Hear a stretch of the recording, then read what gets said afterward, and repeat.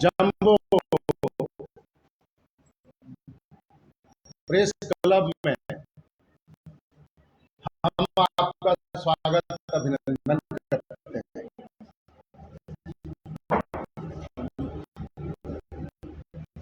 मगर भारत में दशकों से हिंदुओं के प्रति नाइंसाफी होती रही है। मुगल काल से ही हिंदू परेशान है। मुगल जब आए तो अपने देशवासियों को, अपने लोगों को मारा पीटा, मंदिरों को तोड़ा, लोगों का कन्वर्जन किया। तब से लेकर के और आज तक 2025 में हम बैठे हैं, आज भी हमें परेशान किया जा रहा है। भारतीय उपमहाद्वीप जैसे बांग्लादेश में भी हमें प्रताड़ित करने का काम किया जा रहा है। हमें श्रीलंका में तमिल जो हिंदू थे उनको किस तरीके से जला के मारा गया, इतिहास आपके सामने।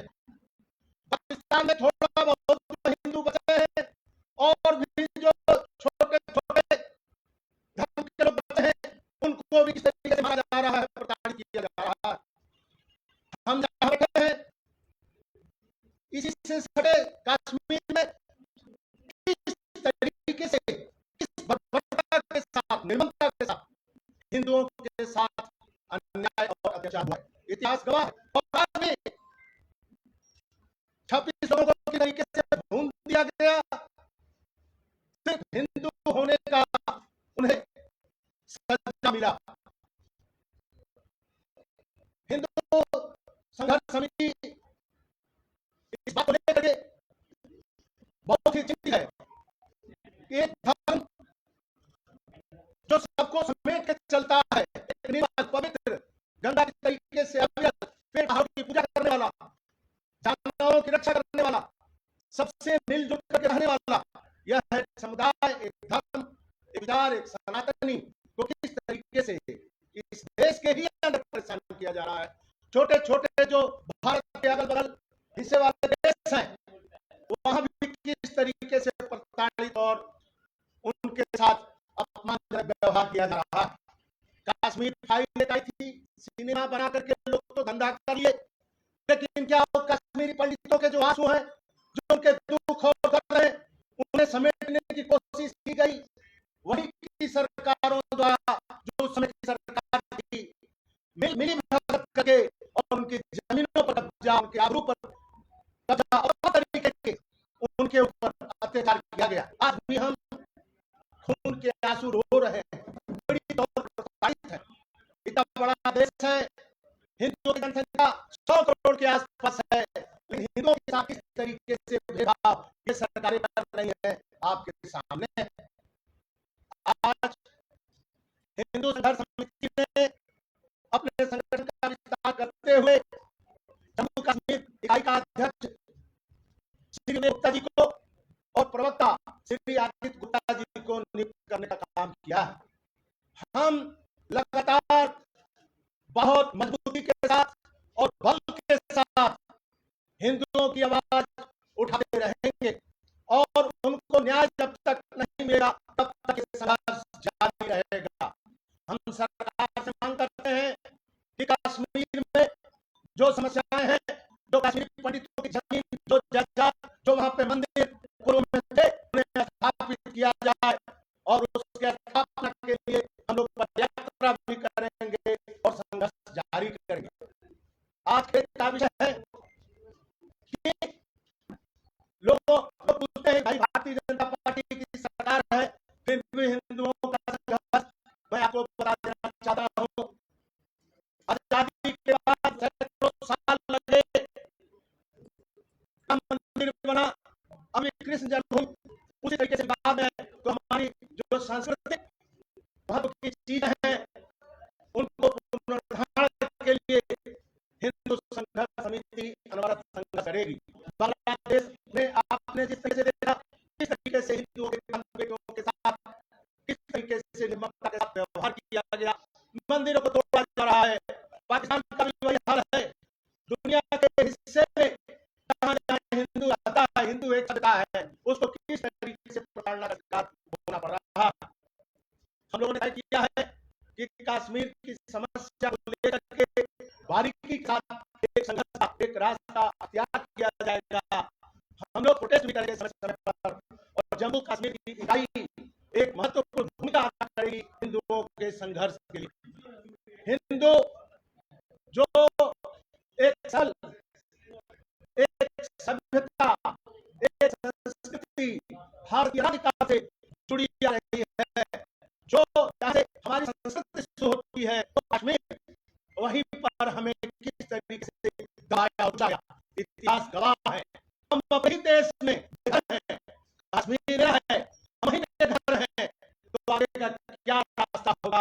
एक भयानक हमें रास्ता दिखा, हमें भयानक दिखती है भारत के अन्य हिस्सों में भी, चाहे वो रोहिंग्या मुसलमान भारत में प्रवेश कर रहे हैं, बांग्लादेश भारत में प्रवेश कर रहे हैं, इस तरीके से डेमोग्राफी बदल रही है। आगे आने वाले दिनों में हिंदुओं को और अन्य धर्म के लोगों को भी सतर्क करना पड़ेगा, क्योंकि अगर हिंदू खत्म हो गया तो इतने छोटे छोटे फिरके हैं। हिंदुस्तान ही एक ऐसा देश है, मुल्क है, जहां हिंदू है तो सभी फिरके सुरक्षित हैं, जैन सुरक्षित है, सिख सुरक्षित है, सारे लोग सुरक्षित हैं। यहाँ तक कि इस्लाम के जो फिरके हैं वो भी सुरक्षित हैं, और ये कट्टरवादियों के सामने सभी लोगों को इकट्ठा होना पड़ेगा, इकट्ठा होकर के एक मजबूत इरादे के साथ उनके साथ संघर्ष करना पड़ेगा, तब जाकर के हिंदुस्तान बचेगा, सभी फिरके बचेंगे, हिंदुत्व बचेगा, सभी समुदाय और धर्म के लोग बचेंगे। तो आज का जो मेन मसला था हमारे अध्यक्ष जी की नियुक्ति पत्र है ये, और प्रवक्ता जी का, आज से हम लोगों का संगठन यहाँ एक्टिव हो जाएगा, काम करना शुरू करेगा। विवेक गुप्ता को यहाँ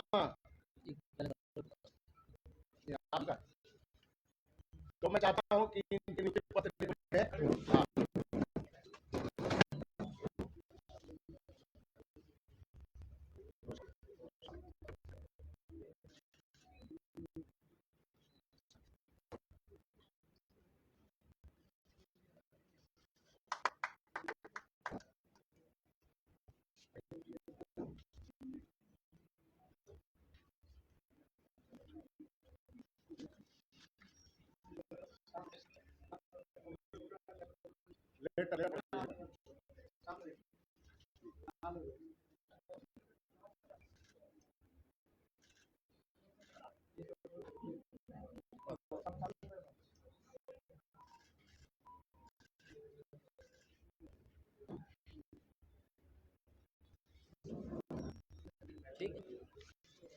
अगर आप लोगों को कोई सवाल पूछना है तो हमसे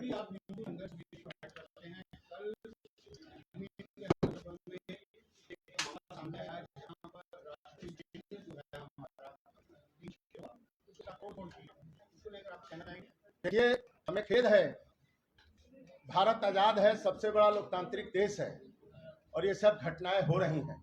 इन घटनाओं का कटु निंदा करता हूं, और ऐसी घटनाओं को रोकना हिंदू संघर्ष समिति का ही काम होगा।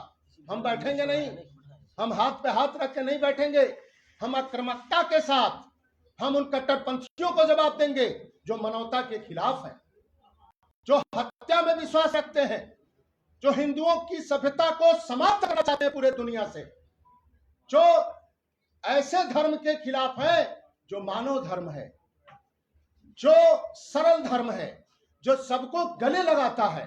तो ऐसी घटनाओं का कटु निंदा, अब वो दिन दूर है, दूर हो गया। जिस तरीके से प्रताड़ित करके हमको मारा पीटा जाता था, उत्तर प्रदेश में आदित्य योगी नाथ जी ने समझा दिया है। रोज ये लव जिहाद, लैंड जिहाद, ड्रग जिहाद, जितने उनके जिहाद हैं, जिहादियों के फन को कुचलना हिंदू संघर्ष समिति का पहला उद्देश्य होगा। क्या आपको लगता है कि उनके खिलाफ राजद्रोह का मुकदमा दायर होना चाहिए? जी, क्या आपको लगता है उन लोगों के खिलाफ जिन्होंने ये काम किया है, नीच हरकत की है, उनके खिलाफ राजद्रोह का मामला? बिल्कुल राजद्रोह नहीं, उनको तो फांसी होना चाहिए, उनको तो जेल में जाना चाहिए। बिल्कुल इस तरीके के जो पत्रकार बंधुओं के साथ हरकत करेंगे, जो राष्ट्र के साथ अपराध करेंगे, तो राष्ट्रद्रोही लगेगा। अब वो सरकार है जो त्वरित कार्रवाई करेगी। गूंगी बहरी सरकार नहीं है इस देश के अंदर।